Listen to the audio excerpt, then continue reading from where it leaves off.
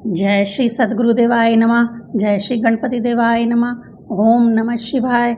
रुद्र संहिता 70वां अध्याय। इस प्रकार नारद ब्रह्मा जी के संवाद के माध्यम से सृष्टि रचना सुनाते हुए सूत जी बोले। इसके बाद नारद जी ने नम्रता से ब्रह्मा जी से पूछा कि शिव जी कैलाश कब गए और कुबेर जी से उनकी मित्रता कैसे हुई और वह क्या कुछ हुआ, उसका वर्णन आप मुझसे करें। ब्रह्मा जी उसे सब वृत्तांत बताते हुए बोले, कंपलय नगरी में यज्ञदत्त एक ब्राह्मण निवास करता था। वह बहुत पंडित, ज्ञानी तथा यज्ञ आदि में निपुण था। उसका गुणनिधि नामक एक पुत्र हुआ। गुणनिधि की आयु 8 वर्ष की हो चुकी थी और उसका यज्ञोपवीत हो चुका था।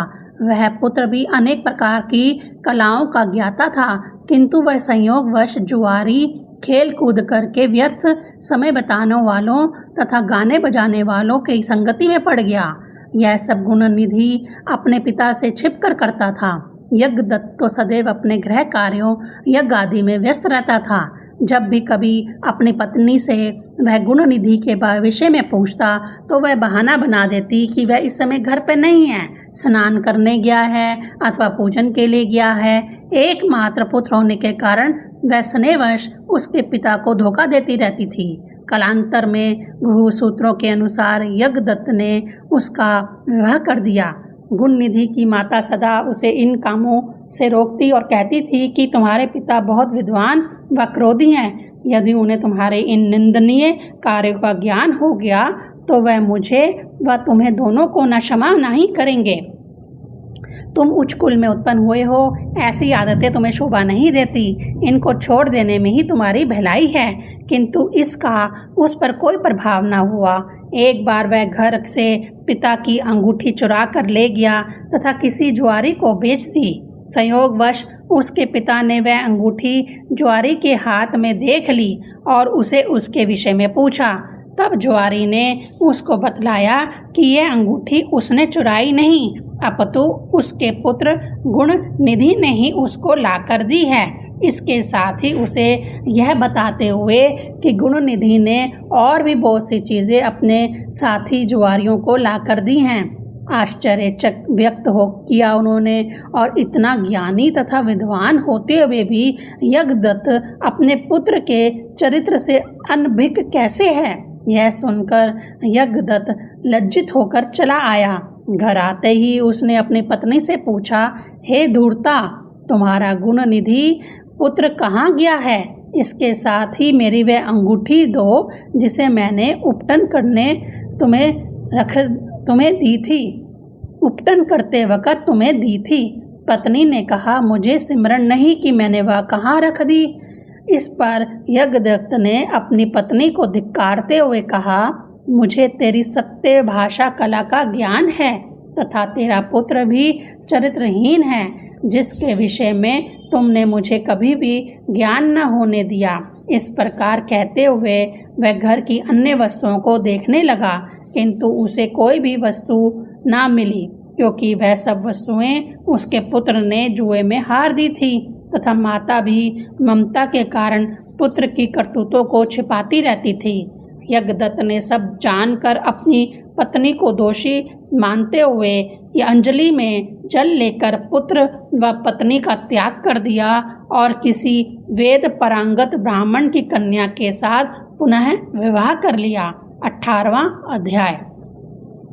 ब्रह्मा जी बोले, पिता द्वारा त्यागे जाने पर गुणनिधि घर से दूर जाकर अपने भविष्य का विचार करने लगा। अपने पिता की विद्वता, माता के सिमरण तथा स्वयं के निंदनीय कार्यों पर विचार कर पश्चाताप करने लगा।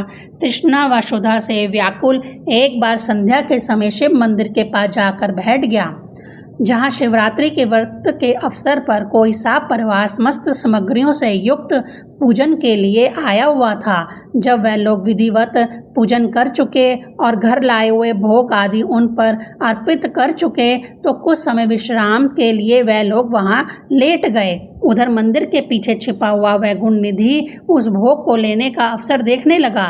जैसे ही उनकी आंखें नींद से बोझल हुई, वह धीरे धीरे मंदिर में घुस गया तथा शिवजी पर चढ़े हुए वह सब पकवान उठाकर भाग गया। लेकिन उसके भागने के आहट से उन लोगों की आंखें खुल गईं और उन्होंने शोर मचाते हुए उसका पीछा किया।